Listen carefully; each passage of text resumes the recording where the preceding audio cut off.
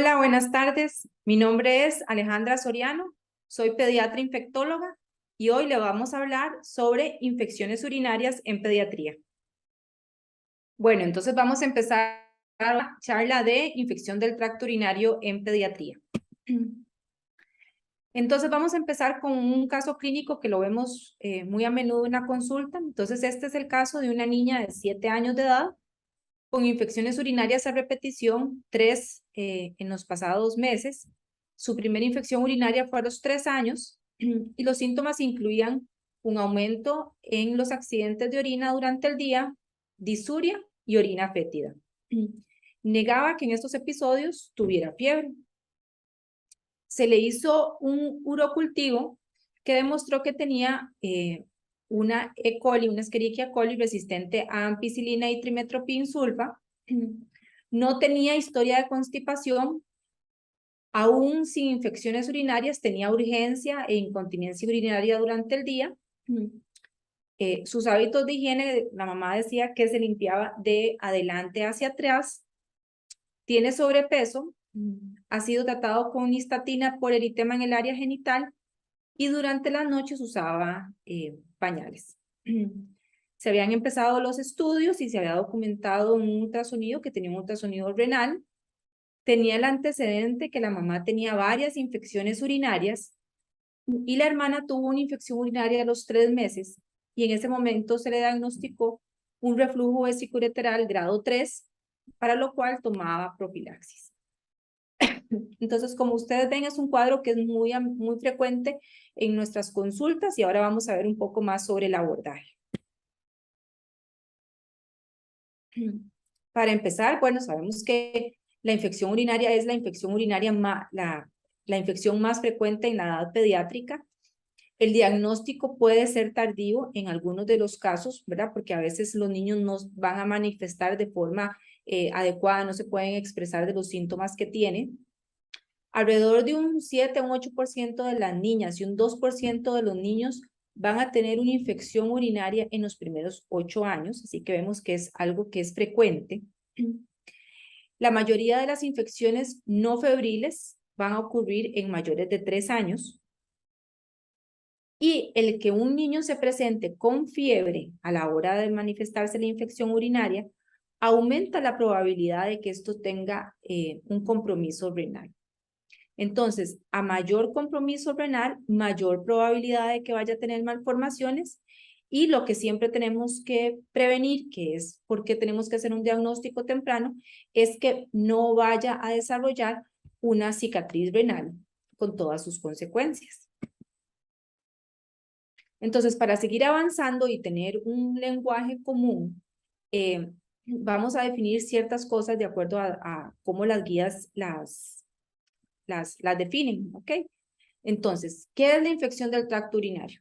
Es la invasión de algún microorganismo patógeno en el tracto urinario que está documentado por un urocultivo positivo. Pues, los síntomas que podemos observar son disuria, fiebre, urgencia, dolor abdominal. Como dijimos, puede ser que en niños pequeños estos síntomas no sean tan floridos. Hay alteraciones en la orina, como piuria y bacteriuria.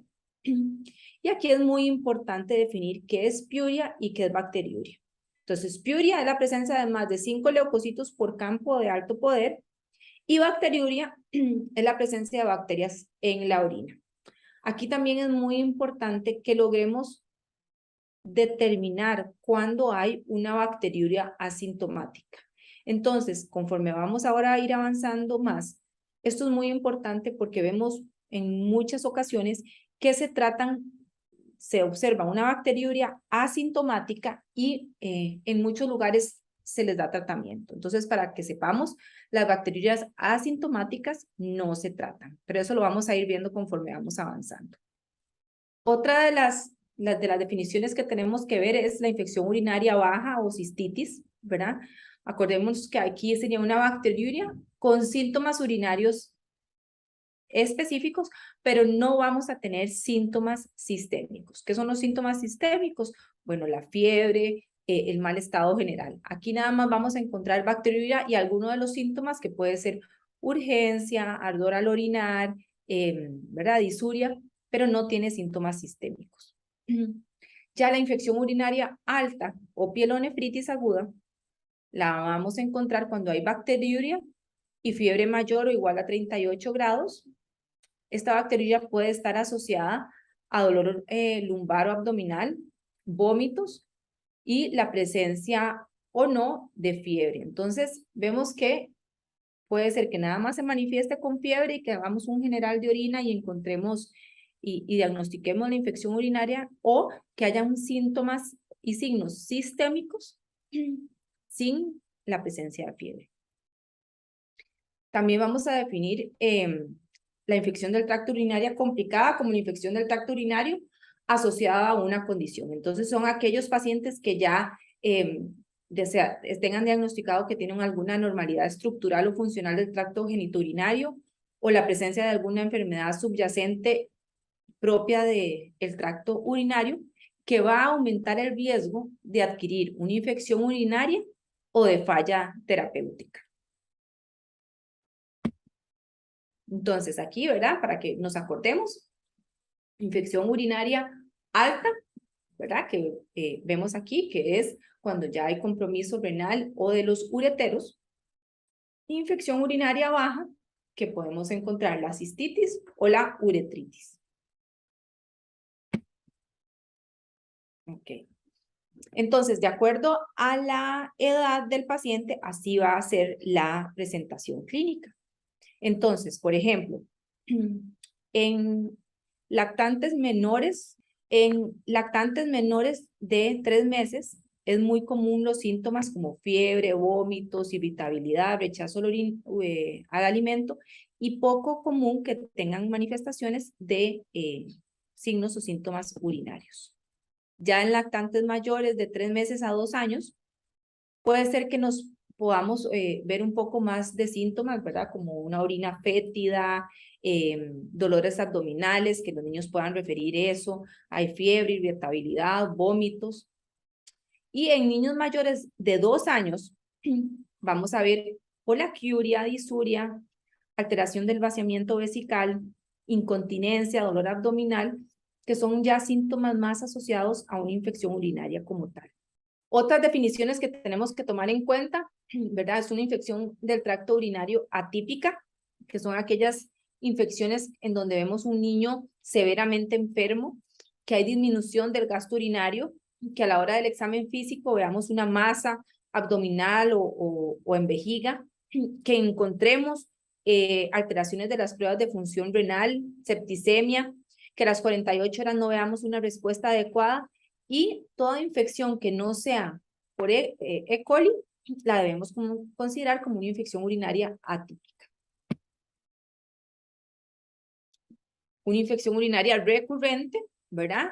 Va a ser 2 o más episodios de infección urinaria alta. Toda esta parte de infección urinaria recurrente nos va a servir a la hora de que tengamos que definir cuáles pacientes requieren o no, sí o no, ¿verdad? Que se les hagan estudios más avanzados. Entonces, que haya tenido 2 o más episodios de infecciones urinarias altas, que tenga un episodio de infección urinaria alta y 1 o más episodios de ITUS bajas, 3 o más episodios de infecciones urinarias bajas en un periodo de 1 año o 2 ITUS bajas en 6 meses. Y aquí no vamos a considerar las infecciones, no las infecciones, las bacteriurias asintomáticas. ¿Por qué tenemos que tomar todo esto en cuenta? Porque acuérdense que llegar a un diagnóstico temprano y adecuado va a prevenir de forma adecuada que eventualmente vayamos a tener cicatrices renales, que pueda desarrollarse hipertensión arterial crónica o enfermedades renales crónicas. A la hora de evaluar al paciente, como vimos en el cuadro clínico anterior, son varios factores de riesgo que nos van a alertar ciertas banderas rojas. Entonces, cualquier factor que nos haga que el vaciamiento renal sea más lento y entonces haya estasis de la orina, y con esto va a facilitar el crecimiento de orinas. Entonces, por ejemplo, constipación. Aquí es súper importante a la hora de que hagamos la historia clínica. preguntar bien la consistencia, cada cuánto va, si le duele o no le duele ir al baño. Entonces esas cosas son importantes. Constipación, que haya una disfunción en el vaciamiento de la vejiga neurogénica, alguna enfermedad obstructiva, reflujo vesicoureteral, alguna infección urinaria previa, que sea un paciente que se cateterice por alguna razón, y importante ver los hábitos miccionales y de higiene. Aquí es muy importante, ¿verdad? ¿Cómo llegamos al diagnóstico? ¿Qué vamos a encontrar? Como habíamos hablado anteriormente, para decir que hay una infección urinaria tenemos que tener una alteración en el examen general de orina con un urocultivo. Entonces, acordarnos, el diagnóstico lo vamos a hacer a través de un examen general de orina. Ya después vamos a ver cómo se toma ese examen general de orina, ¿ok? Con una técnica aséptica adecuada y saber que, por ejemplo, hay ciertas técnicas para tomar los exámenes generales de orina, por ejemplo, con una bolsa recolectora, que eso más que todo nos va a servir como un screening, no como diagnóstico, ¿verdad? Pero ya ahora más adelante vamos a ver un poco más de las pruebas para llegar a esto. Entonces, como hablamos, el diagnóstico definitivo es a través de un urocultivo, saber, ¿verdad?, que dependiendo de la edad del paciente, así va a ser la forma de recoger el urocultivo. Entonces, ya sea por punción suprapúbica, por cateterismo vesical o por la técnica de chorro medio en aquellos que ya controlen esfínteres. Un urocultivo a través de una bolsa no funciona. Eso no sirve para diagnóstico. Como dijimos, cuando se hacen a través de bolsas recolectoras, es más que todo un screening. Un niño que está con fiebre, le tomamos un general de orina con bolsa y el examen general de orina sale normal, ya no tenemos que pensar en infección urinaria. Pero si sale alterado, eso no nos sirve de diagnóstico, eso nos hace pensar que tenemos que tomar el examen de orina de otra forma. Con urocultivos evaluables, con una técnica válida. Entonces, acordarnos que una orina que dure más de 1 hora sin procesar ya se va a considerar una orina contaminada. Si a la hora de que nos reportan el urocultivo nos dicen que tiene más de una bacteria, tenemos que pensar que también puede ser que este urocultivo estuvo contaminado. Aquí entonces, como vemos, tipo de muestra y los conteos y los criterios de diagnóstico. Entonces, por ejemplo, para una punción suprapúbica, cualquier conteo de colonias de un germen gram negativo y en gram positivos que sean mayor de 1000 unidades formadoras de colonia, en un cateterismo vesical de 10.000 a 50.000 y que tenga piuria y bacteriuria. Y la técnica de chorro medio sería con más de 100.000 unidades formadoras de colonias. A la hora que vemos el general de orina, ¿verdad? Ciertos hallazgos que encontremos en el general de orina, por ejemplo, una esterasa leucocitaria positiva tiene una sensibilidad de un 83% y una especificidad de un 78%. Entonces son porcentajes bastante grandes. Nitritos, un 53% de sensibilidad y una especificidad de un 98%. Vemos con los leucocitos en un 73% y un 81% de sensibilidad. Y las bacterias, una sensibilidad del 81% y una especificidad del 83%. Entonces aquí resumiendo puntos claves. Entonces, si un niño febril sin foco requiere el uso de antibiótico, acordarnos que una muestra de orina debe ser obtenida para el análisis y un urocultivo antes del inicio de este antibiótico. Acordarnos que la recolección debe ser por cateterización o por punción vesical o por chorro medio en los que ya controlen esfínteres. Y de nuevo, el diagnóstico de infecciones urinarias no puede ser realizado con una muestra recolectada por bolsa. El punto clave número 2.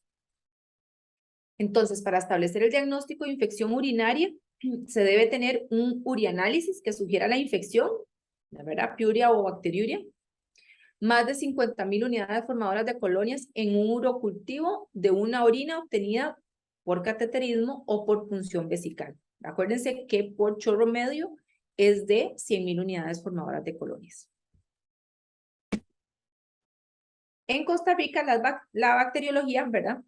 Para infecciones urinarias, ¿por qué es muy importante saber esta bacteriología? Entonces, ¿por qué? Porque a la hora de que decidamos qué tipo de antibiótico vamos a dar, es muy importante que sepamos cuáles son las bacterias que circulan normalmente en nuestro nosocomio, en nuestro hospital o en nuestra área. Porque para la hora de escoger el antibiótico, que sea un antibiótico que veamos que vaya a ser susceptible a esa bacteria. Entonces, en Costa Rica, estos son datos del 2019. En Costa Rica, la gran mayoría de las infecciones urinarias son causadas por Escherichia coli, como ustedes ven, un porcentaje importantísimo, un 82%, seguido por Klebsiella, por Proteus y por Pseudomonas aeruginosas. Entonces, aquí están, por ejemplo, este porcentaje de sensibilidad de las cepas, de las muestras tomadas de orina del Hospital Nacional de Niños. Entonces, aquí vamos a ver, por ejemplo, los que más nos interesan, que serían los más frecuentes. Entonces, de las encontradas en ese año, fueron 523 muestras que encontraron una Escherichia coli. Como ustedes ven, solo un 40 tenía un porcentaje de sensibilidad de un 40%, ¿verdad? Para la Escherichia, para la ampicilina. Después, otro antibiótico que usamos de forma frecuente, el trimestoprim sulfa, el Ceftriaxone, Bactrim, ¿verdad?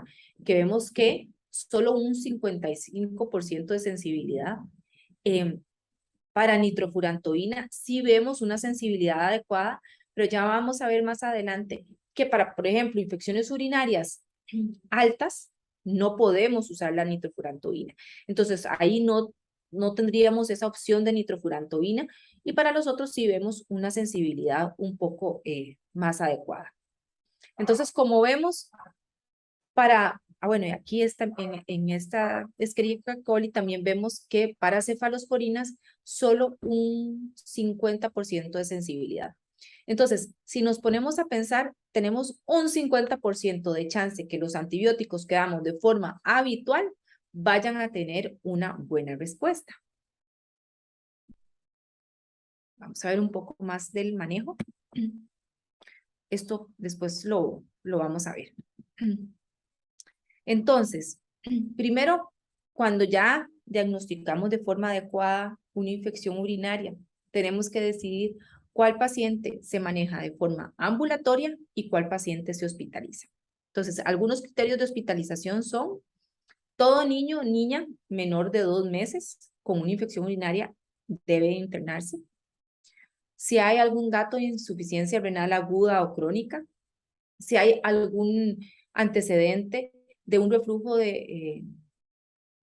vesicoureteral de un alto grado, ¿verdad? Mayor a un grado 3, o que haya datos de uropatía obstructiva, que haya alguna sospecha de malformación urológica.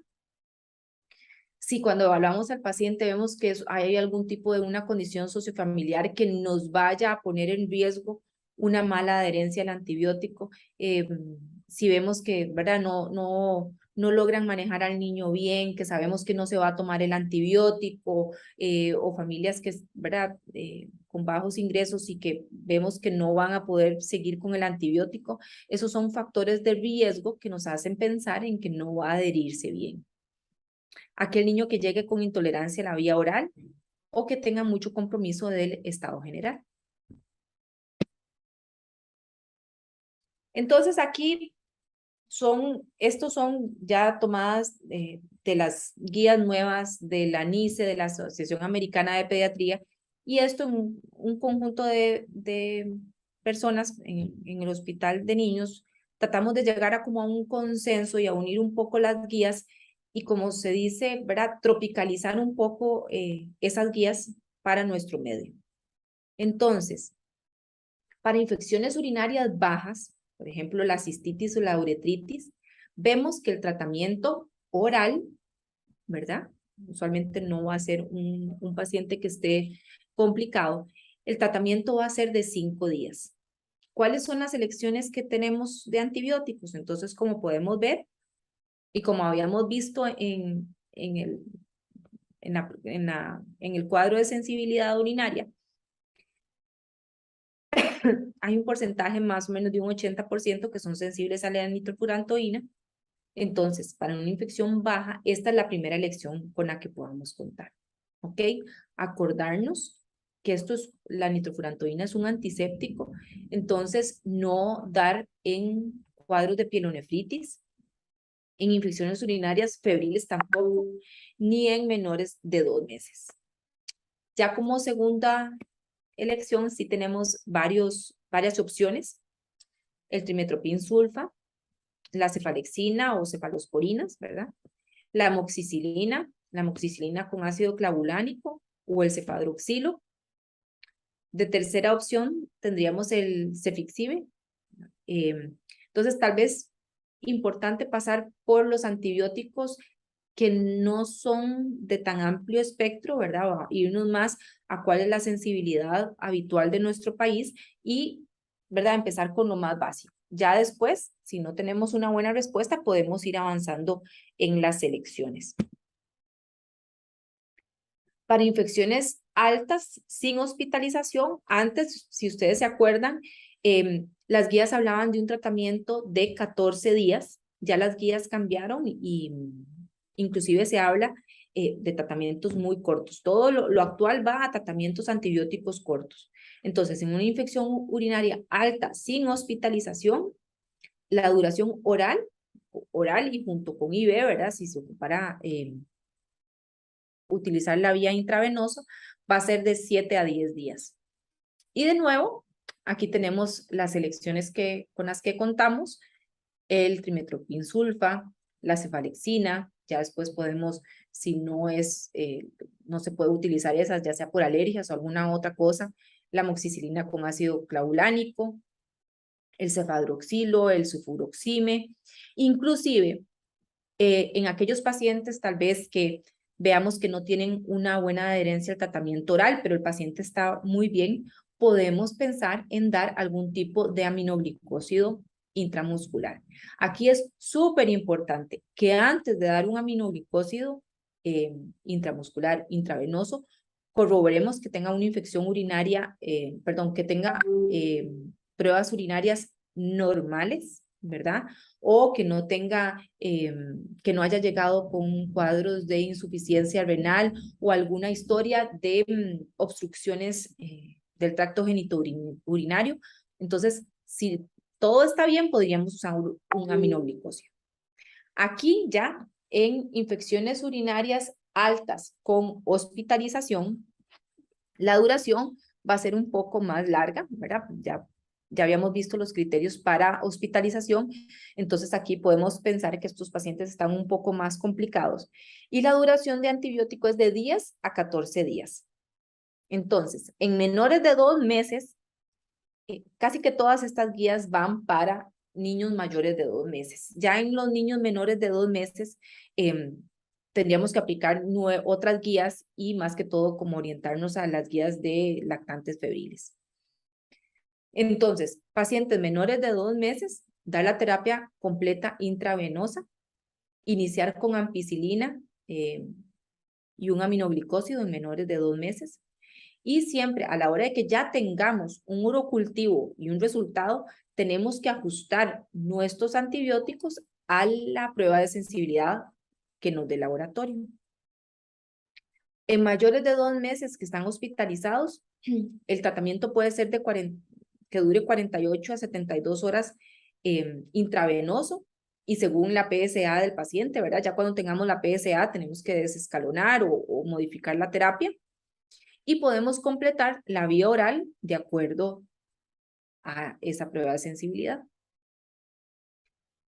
En pacientes con una pilonefritis complicada, son esos pacientes que tienen historia de uropatía obstructiva, reflujos vesicouretrales grado 3, disfunciones vesicales, por lo menos tenemos que dar una terapia de 7 días parenterales y después, de acuerdo a la condición del paciente, podemos traslapar a la vía oral y completar en total 14 días.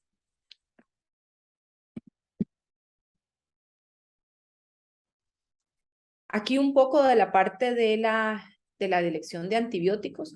Acuérdense siempre que estas elecciones que estoy anotando y sugiriendo aquí son más que todo de acuerdo a las pruebas de sensibilidad que nosotros tenemos en el Hospital Nacional de Niños, ¿verdad? Y que podría ser extrapolable, y de hecho es extrapolable a la población costarricense. Dependiendo del lugar a donde estén, esa elección y ese tipo de bacterias va a ser diferente. Entonces, en Costa Rica, la primera elección va a ser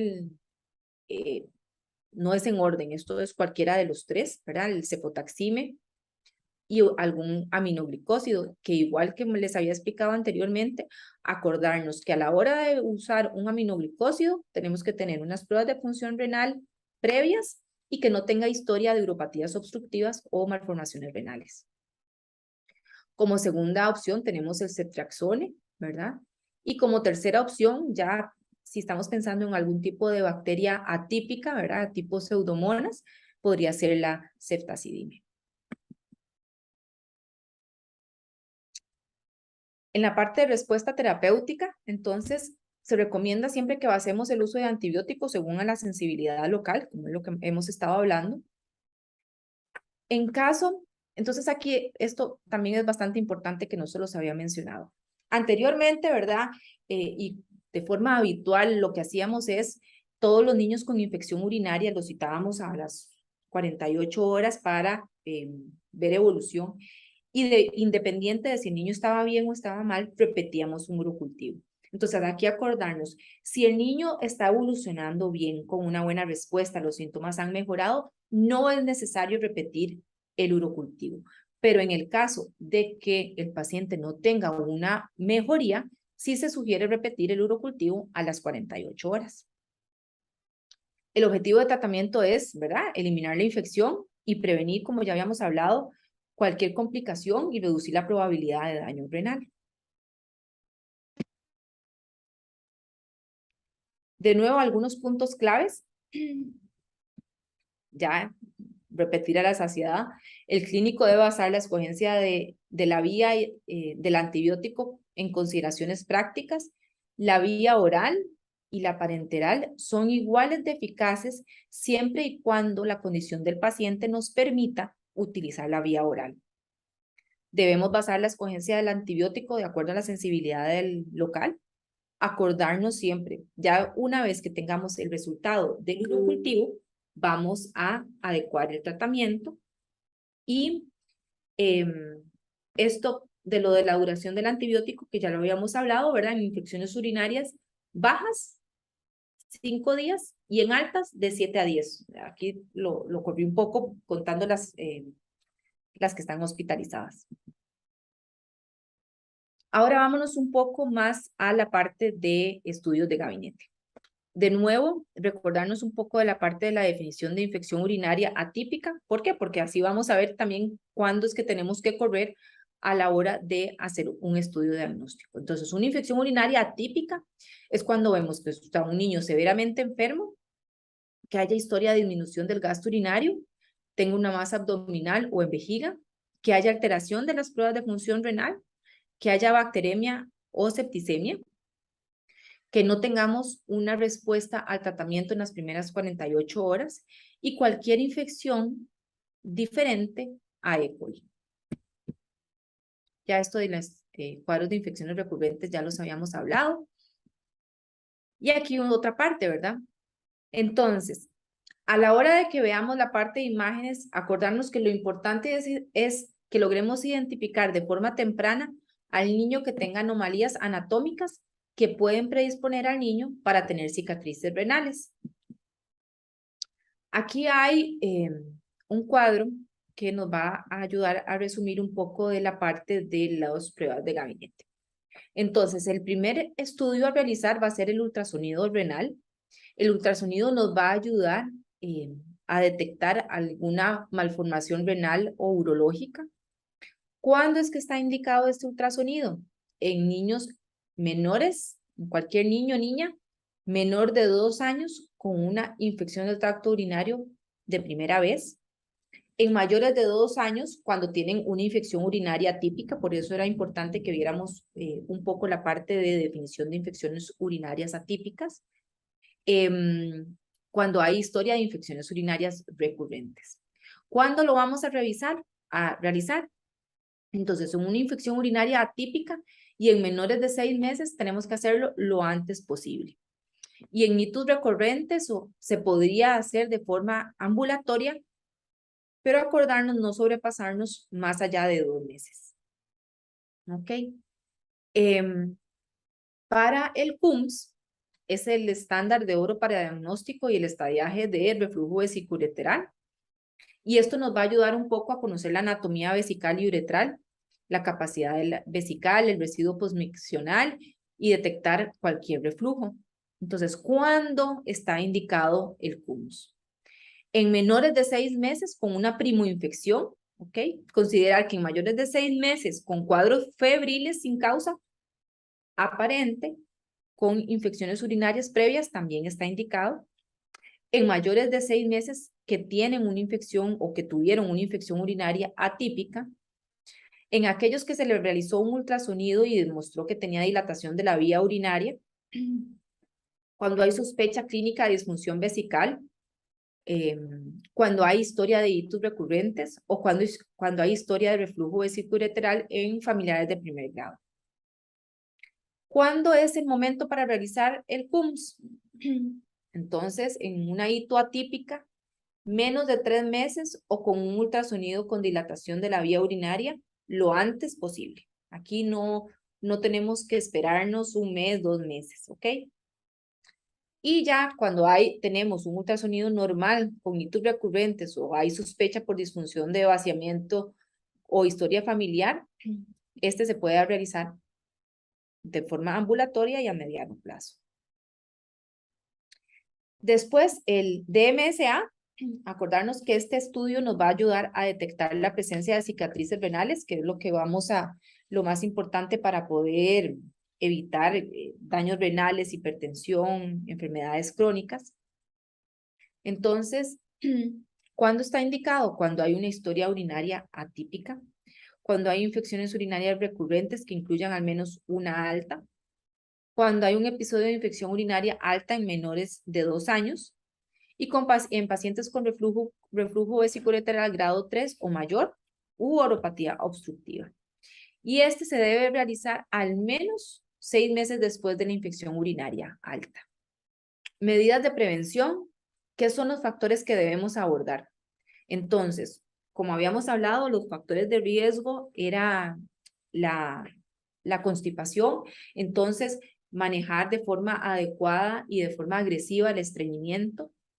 Debemos abordar la parte de disfunción vesical, ampliar la parte de educación en hábitos miccionales, entonces acordarle a los niños y estar pendientes de los niños que sea una micción cada 2 a 3 horas, que tengan una ingesta de líquidos de forma adecuada, una higiene perianal y de prepucio, ¿verdad? Asegurarnos bien que haya una retracción de prepucio y una limpieza adecuada. Importante también descartar fimosis.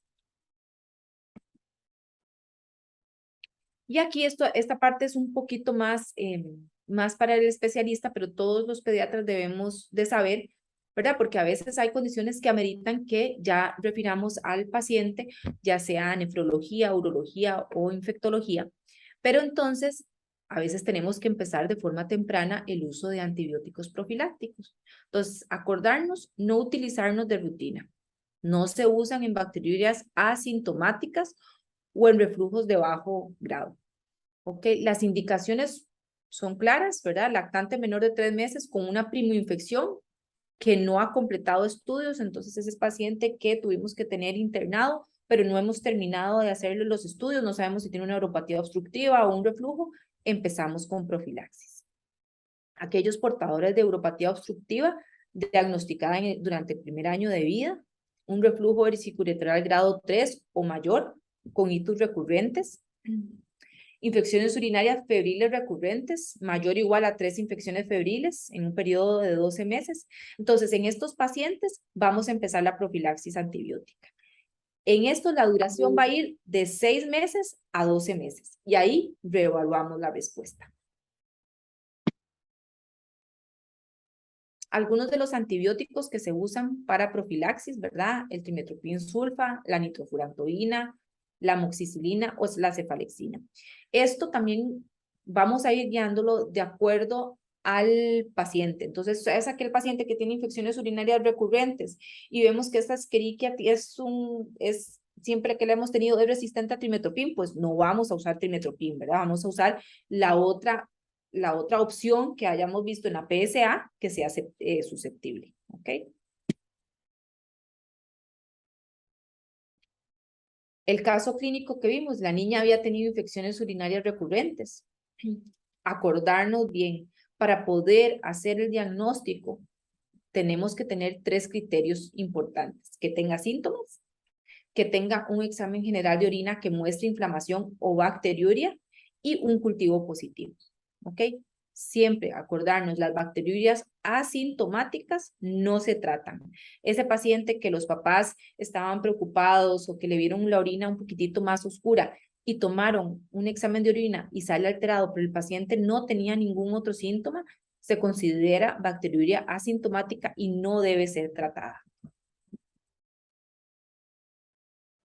Algunos factores de riesgo que tenemos que ver bien a la hora de ver la parte del caso clínico.